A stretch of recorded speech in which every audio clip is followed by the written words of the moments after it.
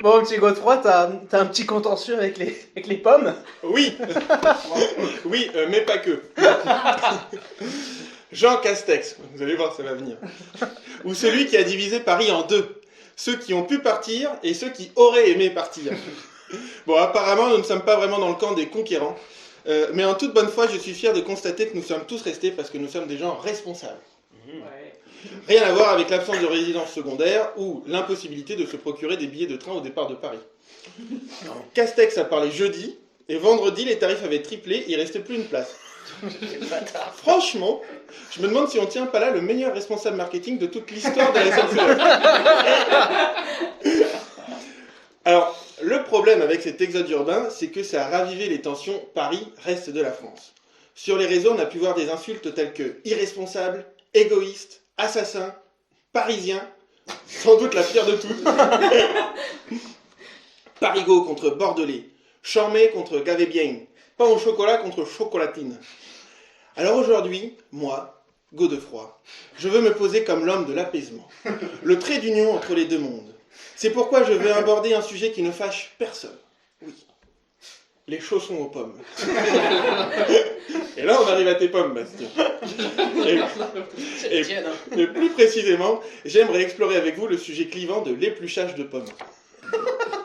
Rigole pas. Il y a 2 jours, j'étais dans une petite boulangerie très cosy, très bien éclairée, belle déco. J'insiste sur le côté belle déco, notamment parce que dans le prix du chausson, il n'y avait pas que la compote. À ce prix-là, je demande quand même si le chausson est fait maison. Et là, je crois que j'ai eu droit à une des réponses les plus approfondies de l'histoire contemporaine de la viennoiserie. Complètement. Toutes nos viennoiseries sont faites maison. Les pommes sont même épluchées sur place. Voilà. Les pommes sont épluchées sur place. Donc ce sont les gages de qualité en 2021. On épluche les pommes sur place.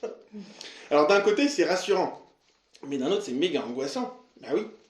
Où les autres peuvent-ils donc bien éplucher leurs pommes? Les Français ont le droit de savoir. Élise Lucet, si tu m'écoutes. Y a-t-il des planques clandestines cachées dans des zones industrielles délabrées? Filets de lumière au travers des stores où on épluche les pommes? Genre, ici, c'est la découpe de cannabis. Là, on répartit le shit qui remonte du Maroc. Lui, avec le gun à la ceinture, il gère les coupes de coq. Et lui, là-bas, avec son tablier, son économe, fait pas trop attention à lui. C'est notre contact chez les compotes Andros. Et puis, depuis quand le surplace est devenu un gage de qualité? Imaginez, si ça se trouve, ils épluchent toutes leurs pommes sur place, les conditionnent, et bam, ils les envoient au Tadjikistan, avant de les récupérer en bocaux de compote. On sait pas. Vous rigolez, mais ce serait pas la première fois. On a bien vu des t-shirts fabriqués par des enfants chinois avec du coton kazakh made in France. Oui, si vous commencez la fabrication en Chine et que vous fignolez la couture en France, c'est du made in France. Attention, cette démarche n'est pas recommandée pour les opérations chirurgicales. Non, mais je préfère prévenir, parce que comme on disrupte et qu'on cherche des solutions pour alléger les hôpitaux... Et puis, en vrai, vraiment, la question que tout le monde se pose... Pardon. Oui, non, mais aucun problème. Pourquoi a-t-elle ressenti le besoin d'aller aussi loin dans ses justifications? Éplucher sur place. Je sais pas, moi, elle aurait juste pu se contenter, comme tout le monde, d'un...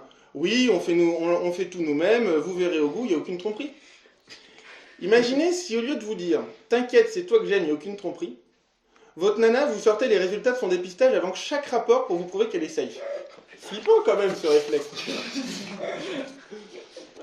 Sur place. Non mais sur place.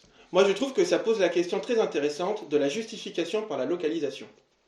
Alors je sais, c'est pas une vraie question, mais ça donne un air intelligent de dire ça pose la question 2, et puis de rajouter juste 1 ou 2 mots. Alors voilà, à notre époque où l'on doit vite être en mesure de se justifier de tout, est-ce que le surplace ne deviendrait pas un argument incontournable?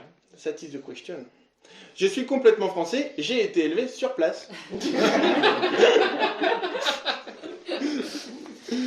Je ne suis pas raciste, j'ai des amis sur place.